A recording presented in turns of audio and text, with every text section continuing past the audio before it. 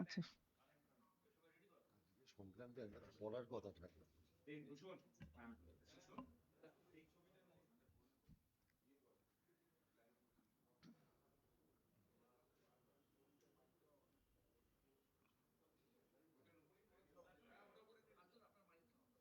না আমি যখন বলবো তখন আমি হুম।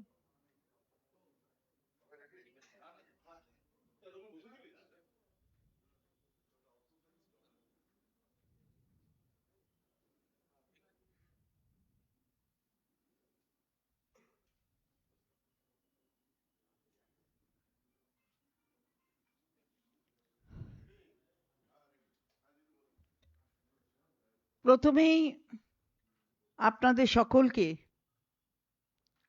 মকর সংক্রান্তির শুভেচ্ছা আমাদের পক্ষ থেকে, দলের পক্ষ থেকে, এবং আমার সাথে মাননীয় সাংসদ পার্থ ভৌমিক আছেন তার পক্ষ থেকেও। খুব ভালো কাটুক আপনাদের জীবনযাত্রা, খুব মসৃণ হোক, এটাই প্রার্থনা। আজকেও আপনারা এসেছেন, আপনারা কাজে সবসময় লিপ্ত থাকেন এবং এই সংবাদের পরিবেশনা করার কাজটা অত্যন্ত গুরুত্বপূর্ণ। আমরা তো বারবারই বলেছি যে সংবিধানের চতুর্থ স্তম্ভ আপনারা অঘোষিত স্তম্ভ, কিন্তু নিজেদের জোরে এই স্তম্ভ আপনারা প্রতিষ্ঠা করেছেন, আপনাদের কুর্নিশ। সেই কারণেই আপনাদের আজকে আমাদের এখানে ডাকা, আবেদন জানানো, আসার যে কি ঘটনা ঘটছে বাংলার মাটিতে এই পুণ্য দিনে, আজকের পুণ্যের দিনে আমরা অবাক হয়ে দেখছি যে আর কি কি করবে আমাদের সংবিধানকে পদদলিত করতে, অগণতান্ত্রিকভাবে আর কি কি উপায় খুঁজে খুঁজে বার করবে বিরোধী দল, অর্থাৎ কেন্দ্রে যারা শাসন ক্ষমতায় আছে ভারতীয় জনতা পার্টি, আর তাদের অঙ্গুলি হেলনে যে নির্বাচন কমিশন তার নির্লজ্জভাবে নিরপেক্ষতাকে বজায় না রেখে যেভাবে ভারতীয় জনতা পার্টির কথায় চলছে, এটা আর কতগুলো এই ধরনের উপায় তারা খুঁজে বার করবে? আমাদের গণতন্ত্র কি বলে? আমাদের সংবিধান কি বলে? আমাদের সংবিধান বলে ইনক্লুসিভ ডেমোক্রেসি, অর্থাৎ নিয়ে এসো, এটা উৎসব, এটা গণতন্ত্রের উৎসব, একটা ভোট মানে গণতন্ত্রের উৎসব, মানুষ আনন্দ সহকারে তার অধিকার প্রয়োগ করতে চায়। আর আমরা দেখছি বাংলার মাটিতে সেই উৎসবকে ছাড়খাড় করে দেবার একটা ব্যবস্থা গ্রহণ করা হচ্ছে। গতকাল কি হয়েছে আপনারা জানেন, বাঁকুড়ার খাতড়ায়, রানীবাঁধ বিধানসভার অন্তর্গত খাতড়ায় একটি গাড়ি ধরা পড়েছে। গাড়িটি কি নিয়ে যাচ্ছিল? ৩-৪ হাজার ফর্ম। সেই ফর্ম হচ্ছে ৭ নম্বর ফর্ম, অর্থাৎ এই যে এখন কি যেন একটা চলছে স্টার নাকি, সেই প্রক্রিয়ায় একটা ৭ নম্বর ফর্ম, সেই ফর্ম কিন্তু ব্ল্যাঙ্ক ফর্ম নয়, মনে রাখতে হবে ফর্মগুলো ফিল আপ করা, এবং সেই ফিল আপ করা ফর্মে ভোটারের নাম দেওয়া রয়েছে। অর্থাৎ কেন ফর্ম 7? না, এই ভোটারের নামগুলো বোধহয় কাটতে হবে, না কেটে বাদ দিতে হবে। কেন? কারণ ওই যে ৫৪ লক্ষ বাদ গেছে, তারপরে আবার লজিক্যাল ডিসক্রিপেন্সি, সেই সূত্র ধরে ১,৩৬,০০,০০০ বাদ দিতে হবে। এ বেশ ভালো একটা পরিকল্পনা, কিন্তু ধরা পড়ে গেছে। ধরা পড়ে গেছে ৩ থেকে ৪ হাজার ফর্ম, ফিল আপ করা ফর্ম, সেই ফর্ম ধরা পড়ে গেছে। ৫ জন বিজেপি কর্মী নিয়ে যাচ্ছিলেন, তার মধ্যে ২ জন ধরা পড়েছেন, ৩ জন পালিয়ে গেছেন। তো আমরা এটা বলতে চাই যে এটা হচ্ছেটা কি এইখানে? এই ধরনের খেলা আর কতদিন এইভাবে আপনারা চালাবেন? ৩ জন পালিয়ে গেছে, তাদের নামে এফআইআর করা হয়েছে এবং ইনভেস্টিগেশন নিশ্চিতভাবে হবে। এই যে ফর্মগুলো, তাতে দেখা যাচ্ছে তালডাংরার বিধানসভার বেশি তার সংক্রান্ত ফর্মগুলো রয়েছে। অর্থাৎ এই বাঁকুড়া জেলা সার্বিকভাবে, সেখান থেকে নাম কাটতে হবে, নাম বাদ দিয়ে দিতে হবে। আচ্ছা, নিয়মটা কি? 27শে অক্টোবর একটা নোটিফিকেশন দিয়েছে 2025-এ নির্বাচন কমিশনের পক্ষ থেকে একটা নোটিফিকেশন। কি নোটিফিকেশন? খসড়া তালিকা বেরোবার আগে অবধি 50টি করে ফর্ম বিএলওরা জমা দিতে পারবে। খসড়া তালিকা বেরিয়ে যাওয়ার পরে সেটা 10টা করে ফর্ম জমা দিতে পারবে। তাহলে এই এতগুলো ফর্ম, ফিল আপ করা ফর্ম, এগুলো কোথায় নিয়ে যাচ্ছে বিজেপি কর্মীরা? কোথায় জমা দেওয়া হবে এগুলো? অর্থাৎ কেটে নাম বাদ দেওয়া হবে। একটা বড় প্রক্রিয়া, এটা তো একা করা সম্ভব নয়। 5টা কর্মী একসাথে করছে না, তাদের মাথায় কেউ আছে। এই জায়গাটাতেই আমরা বলতে চাই যে এটা একটা পরিকল্পিত প্রচেষ্টা। এই পরিকল্পিত প্রচেষ্টা ধিক্কার জানাই আমরা। নির্বাচন কমিশন তার নিরপেক্ষতা একেবারে নষ্ট করে দিয়েছে। আমরা বারবার গেছি, আমাদের মাননীয় সাংসদ এখানে সিইওর অফিসে গিয়েছেন, বারবার গিয়েছেন, প্রায় দিনই যাচ্ছেন আমাদের আমাদের কথা তুলে ধরতে, যাতে তার মাধ্যমে এটা নির্বাচন কমিশনের কাছে পৌঁছয়। আমরাও গিয়েছি, মুখ্য নির্বাচনী কমিশনের অফিসে গিয়েছি, তাদের সাথে কথা বলেছি। আমাদের মাননীয় সাংসদ গিয়েছিলেন অভিষেক বন্দ্যোপাধ্যায়। কিন্তু কোথায় কি? কিছু নয়, কিছু নয়। আর এটা শুধু কিন্তু বাঁকুড়ার ব্যাপার নয়।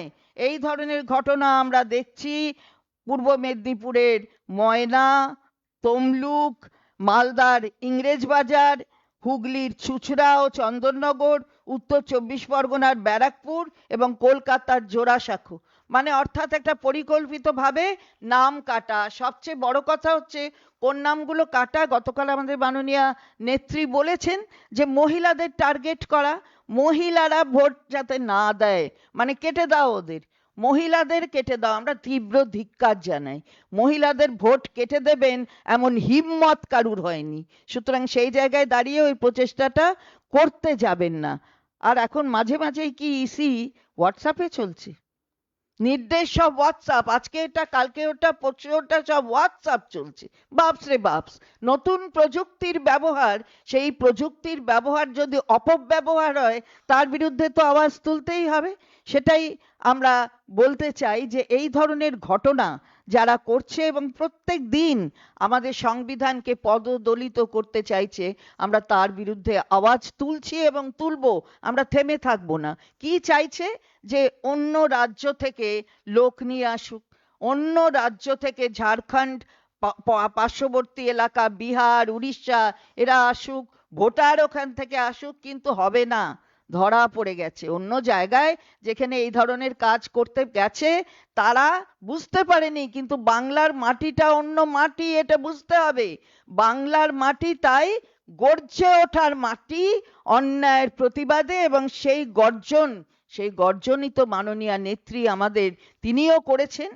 তার আমাদের পূর্বসূরিদের গর্জন যেরম ছিল এবং সব সময় থেকেছে অন্যায়ের প্রতিবাদে, আমরা সেটাই বলতে চাই যে এটা হবে না। এর একটা নিরপেক্ষ তদন্ত এটা কিন্তু খুঁজে বার করতে হবে। কারণ এই ধরনের কাজ আমরা কিছুতেই হতে দেব না বাংলার মাটিতে। একটা বৈধ ভোটারকে অবৈধ করে দেবেন, এটা আমরা মানব না। বিএলএ 2-তে ঢুকতে দিচ্ছেন না, আর ওদিকে বসে আছে অন্যেরা, অন্যেরা নিয়ে বসে আছে। আপনাদের যারা আছে মাইক্রো অবজারভার, তাদের সব নিয়ে এসেছেন, কিছু বসংবদ আধিকারিকরা রয়েছেন, তারা মিলে বলে যাচ্ছে আমি নোটিশ, এই নথি পাইনি, আর নথি পাইনি বলে ব্যাস হয়ে গেল, নথি পাইনি হয়ে গেল। আর আচ্ছা, আইনটা কি? Natural justice, principles of natural জাস্টিসকে ভায়োলেট করবে নির্বাচন কমিশন। তীব্র প্রতিবাদ করছি। একটা নোটিশই জানে না যে তাকে কি নিয়ে যেতে হবে, কেন তাকে নোটিশ দিয়েছে, আর তার যখন সে নথি নিয়ে যাচ্ছে তার রিসিট দিচ্ছে না। আমি একটা ডকুমেন্ট দেব, আমাকে রিসিট দেবে না? এটা কোন ধরনের কথা আমরা জিজ্ঞাসা করতে চাই। তাই এর বিরুদ্ধে তীব্র প্রতিবাদ আমরা করছি। আপনাদের আরো আমরা কিছু ডকুমেন্টস কালকে দেখাবো। আমি তার আগে মাননীয় সাংসদ পার্থ ভৌমিককে তার বক্তব্য রাখার জন্য অনুরোধ করব। ধন্যবাদ পশ্চিমবঙ্গ সরকারের মাননীয় মন্ত্রী। চন্দ্রিমা ভট্টাচার্যকে এবং আপনাদের সবাইকে মকর সংক্রান্তির শুভেচ্ছা। মূলত একটা কথা বাংলার মানুষের কাছে পরিষ্কার হয়ে গেছে যে টিএন সেশনের সময়কার নির্বাচন কমিশন আর নেই। হ্যালো হ্যালো টিএন সেশনের নির্বাচন কমিশনের যে গরিমা ছিল সেই গরিমাকে নেই, ঠিক, হ্যালো, সেই গরিমাকে কিভাবে কালিমালিপ্ত করা যায় তার প্রত্যক্ষ প্রমাণ হচ্ছে আজকের যিনি নির্বাচন কমিশনার তিনি। একটা স্বয়ং শাসিত গণতান্ত্রিক প্ল্যাটফর্মকে কিভাবে ভারতীয় জনতা পার্টির দলদাসে পার্টি অফিসে পরিণত করা যায় তার জ্বলন্ত উদাহরণ হচ্ছে আজকের যিনি নির্বাচন কমিশনার তিনি। একটার পর একটা পদ্ধতি গ্রহণ করা হয়েছে যাতে বাংলায় যারা প্রকৃত ভোটার তাদের নাম যেন তেন প্রকারেণ বাদ দেওয়া, এবং তার বিভিন্ন রকম পদ্ধতি ছিল। প্রথম ম্যাপিং, নো ম্যাপিং, যখন দেখা গেল যে তাতে সাকসেসফুল হওয়া গেল না, বাংলায় ভোটার তালিকা থেকে নাম বাদ যাওয়ার পার্সেন্টেজ সারা ভারতবর্ষের মধ্যে সবচেয়ে কম, তখন এলো একটা সেকেন্ড অপশন, লজিক্যাল ডিসক্রিপেন্সি। আমার প্রশ্ন, এটা অন্যান্য রাজ্যে কি হয়েছে? নির্বাচন কমিশন করেছেন লজিক্যাল ডিসক্রিপেন্সি? আপনারা কেউ একবারও নির্বাচন কমিশনার কিংবা ভারতীয় জনতা পার্টির নেতাদের জিজ্ঞেস করেছেন যে অন্যান্য রাজ্যে যদি লজিক্যাল ডিসক্রিপেন্সি সেটা শুদ্ধ না করা হয় তাহলে কেন শুধু বাংলার ক্ষেত্রে হচ্ছে? তার মধ্যেও একটা বড় ধোঁয়াশা ছিল। প্রথমে বলা হচ্ছিল যে সবাইকে ডিএম অফিসে গিয়ে এটা রেকটিফাই করতে হবে। আমাদের নেতা সাংসদ অভিষেক বন্দ্যোপাধ্যায় বারংবার দাবি করেছিলেন তালিকা প্রকাশ করা হোক, এবং তিনি দিল্লিতে গিয়েও বারংবার বলেছিলেন এই তালিকা কেন প্রকাশিত হবে না। আজ অবধি কিন্তু এই তালিকা সাধারণ মানুষের কাছে প্রকাশিত নয়। এখন বলা হচ্ছে ওটা বিএলওদের কাছে পাঠিয়ে দেওয়া হয়েছে, এবার বিএলওরা তলার লেভেলে ওটা রেকটিফাই করে নেবেন। যেটা চন্দ্রিমা ভট্টাচার্য বলছিলেন, আমি আমার পেপার জমা দিলাম, আমার কোনো রিসিভ কপি নেই, অর্থাৎ আমি ভবিষ্যতে ওরা যদি আমার নাম অন্যায়ভাবে কেটে দেয় আমার প্রমাণ করার কোনো সুযোগ নেই যে আমি এগুলো জমা দিয়েছিলাম। বুঝতে পারছেন ওরা কোন জায়গাটায় নেমেছে? নির্বাচন কমিশনের নিয়ম, একজন তার বিএলওকে 10টা ফর্ম 7 জমা দিতে পারে, তাহলে এই 3-4 হাজার ফর্ম 7 এলো কোথা থেকে? যেটা প্রত্যেকটা ফর্ম ফিল আপ করা, কোথা থেকে এলো? এই নামগুলো কোন অফিসে বসে ফিল আপ হলো? অ্যাকচুয়ালি এরা গ্রাউন্ড লেভেলটাও জানে না। ফর্ম 7 ওরকম ভাবে জমা দিয়ে কেটে দেওয়া যায় না। ফর্ম 7 এর মূল নিয়মটা হচ্ছে আপনি যার নামে অবজেকশন দিচ্ছেন আপনাকেই প্রমাণ করতে হবে যে বৈধ ভোটার নয়। যার নামে অবজেকশন দিচ্ছেন এটা তার প্রমাণ করার বিষয় নয়, প্রমাণ করার বিষয় যে জমা দেবেন তার, এবং সেক্ষেত্রে পার্টিকুলারলি সেই ব্যক্তিকে যেতে হয়। এখানে ওরা থোক ধরে, শুধু আমি কাল শুনছিলাম ব্যারাকপুরে ভাটপাড়ার বিধায়ক, ওখানকার কে একজন বিজেপির নেতা, তারা দল বেঁধে গেছেন ফর্ম 7 জমা দিতে। আইন কানুনও জানেন, আসলে তা নয়। হিটলারি কায়দায় ক্ষমতা দখল করতে করতে এরা ভাবছে যা ইচ্ছা তাই করা যায়, কোনো নিয়ম কানুনের ধার ধারছে না। মোহাম্মদ বিন তুগলকের মতো আচরণ করছে। ওরা ভাবছে যে কিভাবে বৈধ ভোটারদের নামটা বাদ দিয়ে দেওয়া যায়। এই যে অনবরত পরিকল্পনা, ওই যেহেতু বিজেপির নেতারা বলেছে 1.5 কোটি নাম বাদ দিতে হবে, ওইটাকে টার্গেট করে এগোচ্ছে যে আমাকে 1.5 কোটি নাম বাদ দিতে হবে। আর আমরাও বলছি আমরাও কোনো বৈধ ভোটারের নাম বাদ দিতে দেব না।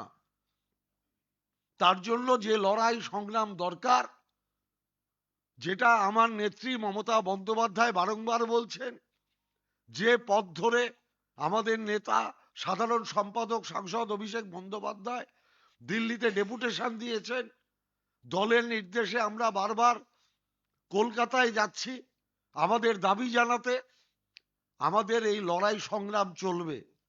ওরা যদি ভাবে যে বাংলাটা দিল্লি, ওরা যদি ভাবে বাংলাটা হরিয়ানা, ওরা যদি ভাবে বাংলাটা বিহার, তাহলে বলবো অমিত শাহরা মূর্খের রাজত্বে বাস করছে। এটা বাংলা। এখানে একটা মমতা ব্যানার্জি আছে, এখানে একটা অভিষেক ব্যানার্জি আছে। অত সহজে কিছু করা যাবে না। এবং একটা দিক দিয়ে বাংলার মানুষ পরিষ্কার হয়ে গেছে যে এরা যেন তেন প্রকারেণ বাংলা দখল করতে চায়। আর যখন বাংলা কেউ দখল করতে চায় তখন সবচেয়ে যারা প্রতিবাদ করে তারা বাংলায় বসবাসকারী মানুষ। ইংরেজ আমলেও বাঙালিরাই সবচেয়ে প্রধান ভূমিকা গ্রহণ করেছিল বানিয়াদের বিরুদ্ধে। আর আজকে দেশের বানিয়াদের বিরুদ্ধে প্রথম প্রতিবাদটা বানিয়ারা টের পাবে, সেটা বাংলার মুখ থেকেই হচ্ছে।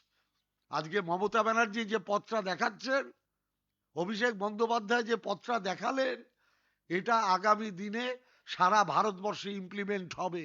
এবং দেখবেন এর মাধ্যমেই এই স্বৈরতান্ত্রিক ভারতীয় জনতা পার্টির কেন্দ্রীয় সরকার তার পতন এর মাধ্যমেই শুরু হবে বাংলার নির্বাচনের পর। আপনারা মিলিয়ে নেবেন।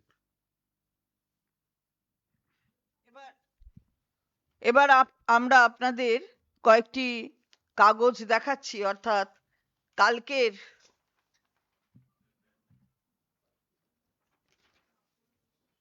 এই যে দেখুন, গাড়ির পেছনে কি যাচ্ছে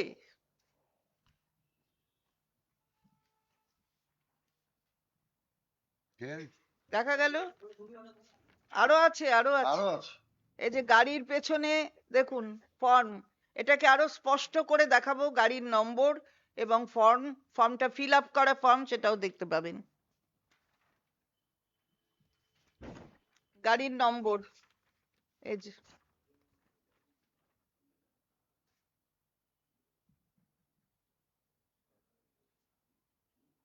আচ্ছা ফর্মগুলো আমরা বলেছি যে ফিল আপ করা ফর্ম। এই যে উল্টো হয়েছে না,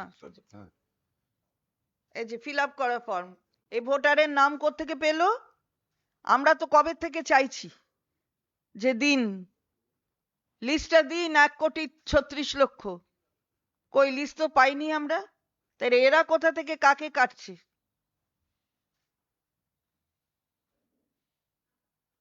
লজিক্যাল ডিসক্রিপেন্সি, আর বাকিগুলো কি ইলজিক্যাল?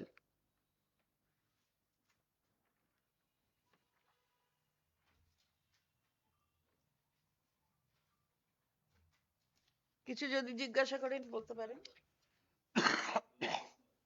হ্যাঁ, প্রশ্ন থাকলে নিশ্চয় করবো। আজ তো কলকাতা হাইকোর্টে একটি মামলা শুনানি রয়েছে, আইপেন বনাম এডিজি। গতকাল একটা বিশৃঙ্খলা হয়েছিল, আগের দিন একটা বিশৃঙ্খলা হয়েছিল কোর্টে। প্রথমত আজকে আইনজীবী ছাড়া মামলা পার্টিকুলার আইনজীবী ছাড়া কেউ ঢুকবেন না। আর আজকে হিয়ারিং না, আমরা কোনো কিছু মন্তব্য করছি না। নিশ্চিতভাবে আমাদের আইনের ওপর ভরসা আছে, আদালতের ওপর ভরসা আছে, হাইকোর্টের ওপর ভরসা আছে। আমরা কিছু কোনো মন্তব্য এই নিয়ে করছি না। আর খালি আইনজীবীরা থাকবেন তা না, পিটিশনার রেসপন্ডেন্ট যারা আছেন তারাও থাকতে পারেন।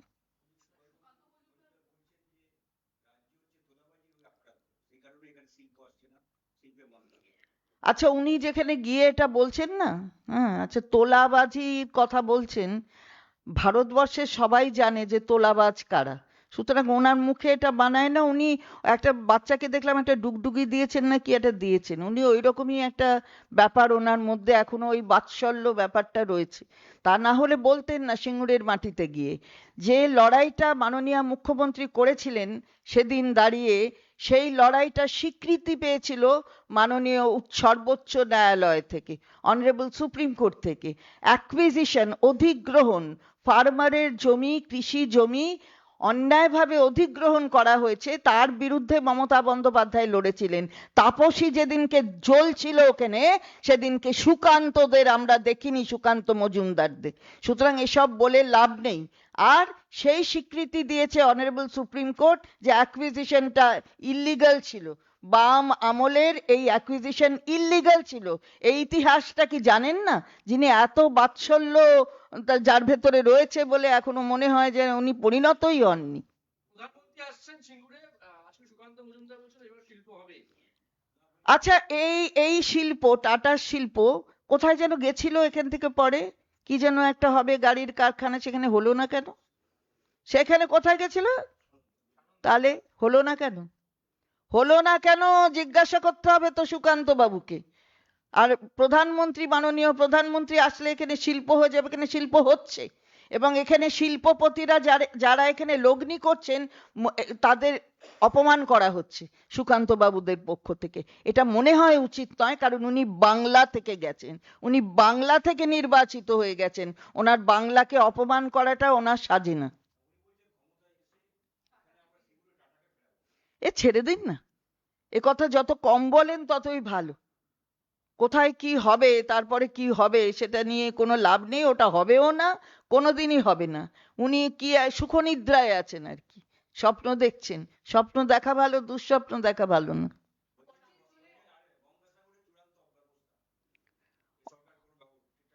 উনি দেখেননি, উনি কি গেছেন? শৃঙ্খলায় গঙ্গাসাগর মেলা প্রতি বছর হয়, এবছরেও হচ্ছে। উনি কি জানেন যে এখানে এই যে যেটা করছে পুণ্যার্থীদের যাওয়ার জন্য, যাতে আরো সুগম ভাবে রাস্তাটা তৈরি হয়, একটা ব্রিজ হচ্ছে মুড়িগঙ্গা ব্রিজ, উনি জানেন? কুম্ভ মেলায় এত যে টাকা পয়সা দেওয়া হয় কেন্দ্রীয় সরকার থেকে গঙ্গাসাগর মেলার জন্য, সুকান্ত বাবু কি কোনোদিন গিয়ে বলেছেন যে পুণ্যার্থীদের জন্য এখানেও দিতে হবে? খালি তো বাংলার মানুষ যান তা না, অন্য প্রদেশের মানুষ আসেন, তারা এসে যাচ্ছেন ওখানে। কোথায় তার মুখে তো এই ধরনের কথা শুনি না। তিনি তো কেন্দ্রীয় মন্ত্রী, বাংলার জন্য বলার তো তার কথা, কিন্তু তিনি বলেন না যে এখানে গঙ্গাসাগর মেলার জন্য কোনো পয়সা দিতে হবে কেন্দ্রকে। আর তাছাড়া দেখছিলাম যে যেটা আমরা দেখি যে কপিল মুনির আশ্রমে যে টাকা মানুষের দেন তার পুণ্য অর্জন করতে প্রণামী, সেই প্রণামীর টাকাও কিন্তু এখান থেকে নিয়ে চলে যায়। সমস্ত টাকাটাই বাংলার সরকার খরচ করে, মাথায় মাননীয় মুখ্যমন্ত্রী মমতা বন্দ্যোপাধ্যায়। না, সুকান্ত বাবুকে জিজ্ঞেস করবেন কুম্ভ মেলায় এত লোক মারা গেল কেন। হ্যাঁ, এত সেটা সুবন্দোবস্ত, এত ব্যবস্থা সুন্দর, এত ভালো ব্যবস্থা ভারতীয় জনতা পার্টি করেছিল, তাহলে কুম্ভ মেলায় এত লোক মারা গেল কেন? আর এখানে এত অব্যবস্থা, এখানে কারোর কোনো অসুবিধা হয় না কেন? একটা বলছি যে মুখ্যমন্ত্রী অভিযোগ করেছিলেন যে শুভেন্দু অধিকারীর মাধ্যমে টাকা যায় কেন্দ্রীয় স্বরাষ্ট্রমন্ত্রীর কাছে। শুভেন্দু উনি বলছেন যে আমি আইনি নোটিশ দিয়েছিলাম মুখ্যমন্ত্রীকে, নোটিশের জবাব দেননি, ওনাকে কোর্টে নিয়ে যাও। উনি অনেক কিছু করবেন, দেখা যাক কি কি কি করেন। উনি যদি মনে করেন যে আদালতকে উনি একেবারে বগল দাবাই করে ফেলেছেন, আদালত কিন্তু তা নয়। আমরা আদালতের ওপর ভরসা রাখি, বিশ্বাস রাখি। ভারতবর্ষের জুডিশিয়াল যে সিস্টেম আছে তার ওপর বিশ্বাস রাখি। বিচারপতি, মাননীয় বিচারপতিরা যে যেখানে বিচার ব্যবস্থার সঙ্গে যুক্ত আছেন তাদের ওপর বিশ্বাস রাখি, ভারতবর্ষের সংবিধানকে মানি, মান্যতা দিই। এটাই দেখিয়ে দেয় যে বাংলা কিভাবে, বাংলার সরকার এবং বাংলার মানুষ কিভাবে আলাদা। What is your take on Prime Minister's visit in Shingur and the BJP claiming that if BJP comes to power, then Chacha will be back? I don't know when they will come to power. So this is something they are dreaming, which will never come true.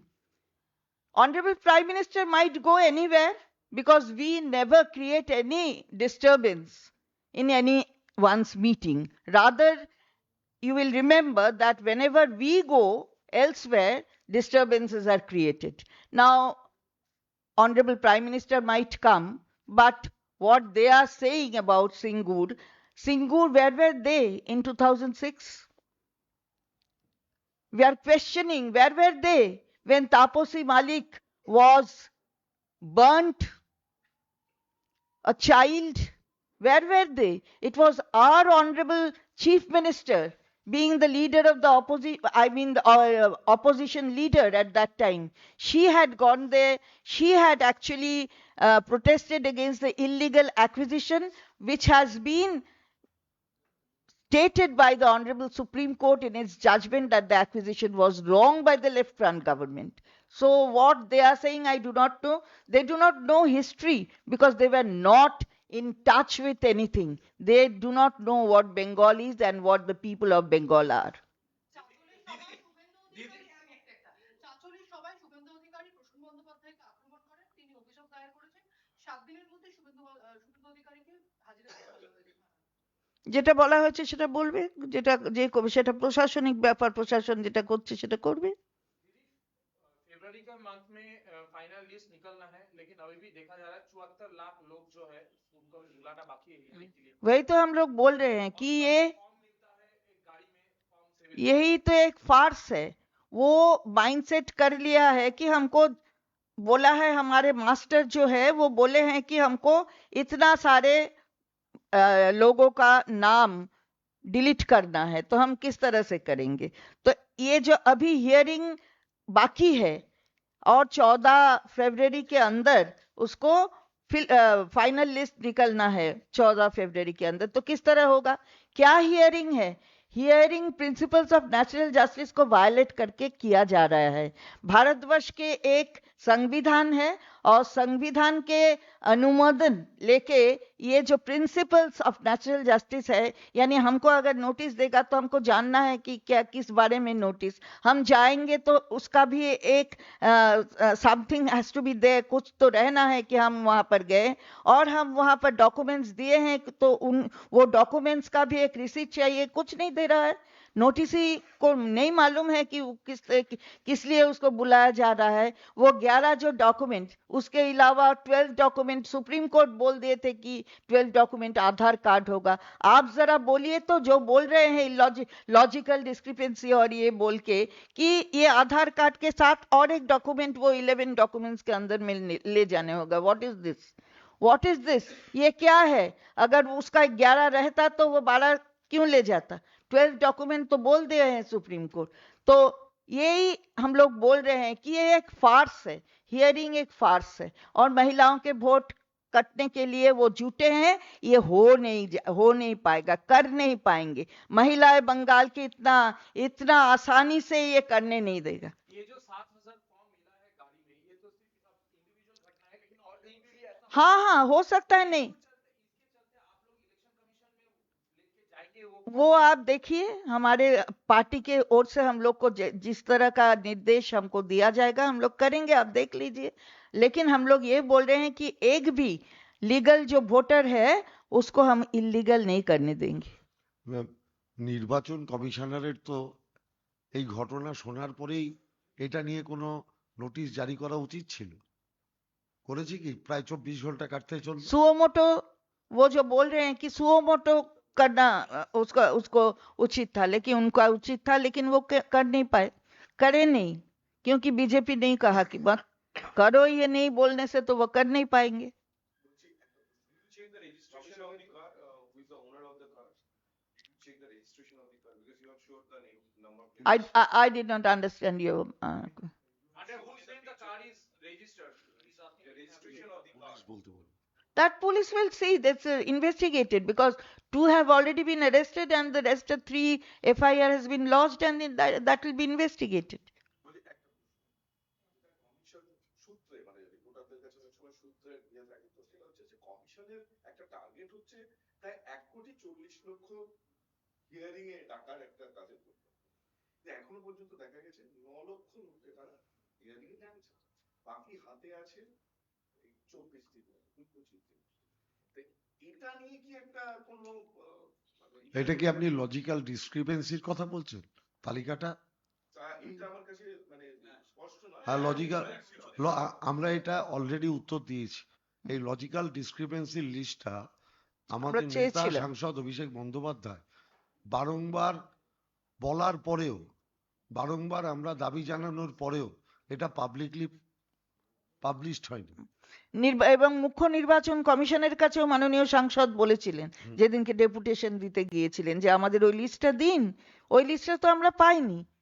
Logical illogical কোনটা, আপনার গোটা ব্যাপারটাই তো illogical. তারপরে logical ডিসক্রিপেন্সির মানেটা কি, মানে কাটবেন, ওটা হবে না।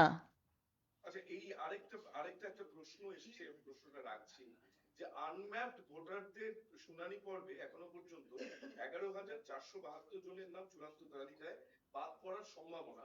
এর মধ্যে নদিয়া জেলা শীর্ষে, সেখানে প্রায় 9,000 এরকম আনম্যাপড ভোটারের নাম বাদ পড়ার সম্ভাবনা। এইসব করতে গিয়ে কিছু লাভ হবে না, ওরম খুঁজে খুঁজে কোথায় কে ও বাদ দেবেন দেখলেন তো। আরে ওইখানে সেদিন কি হলো, নদিয়া জেলায় নাপতে গিয়েও নাপতে পারলেন না মাননীয় প্রধানমন্ত্রী।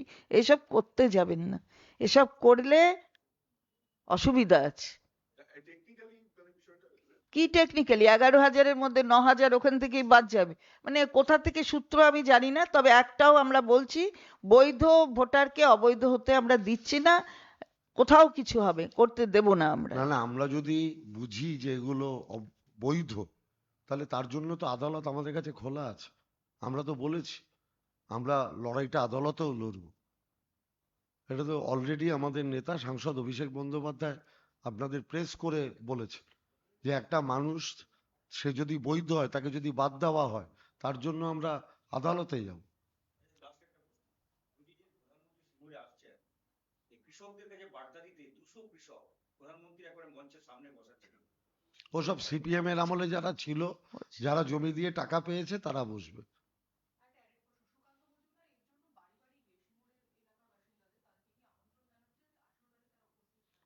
আপনি খোঁজ নিয়ে দেখুন, 10টার বেশি বাড়ি যেতে পারেনি, কারণ ওরা বেশি হাঁটতে পারে না, ঠান্ডা ঘরে থাকে তো, মানুষের সাথে যোগাযোগ কম।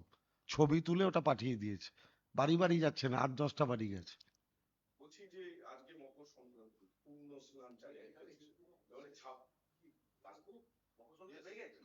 বলছি যেটা, যে এই যে পূর্ণ স্নান নিয়েও কিন্তু একটা রাজনৈতিক প্রতিযোগিতা রয়েছে। আজকে কেতুলির মেলায় সুকান্ত বাবু, দিলীপ বাবু, অনুব্রত মন্ডল গেছেন, আরো এক জায়গায় স্নানের জন্য, এবং অনেকে মন্ত্রীরা গেছেন গঙ্গাসাগরে।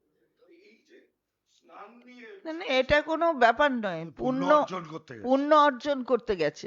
এবারে যার কাছে চাইছেন, ঈশ্বরের কাছে, তিনি দেখে নিচ্ছেন, তিনি জানেন কাদের পুণ্যর জন্য যে প্রার্থনা, কাদের তিনি মঞ্জুর করবেন তিনি জানেন, ওপরওয়ালার ওপর ভরসা আছে আমাদের। সব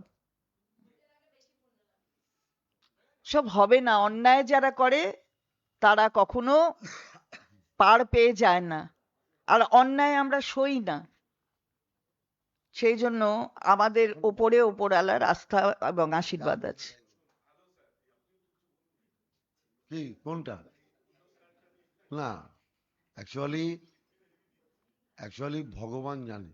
হ্যাঁ, ওইটাই। রাবণও পুজো করেছে, রামও পুজো করেছে।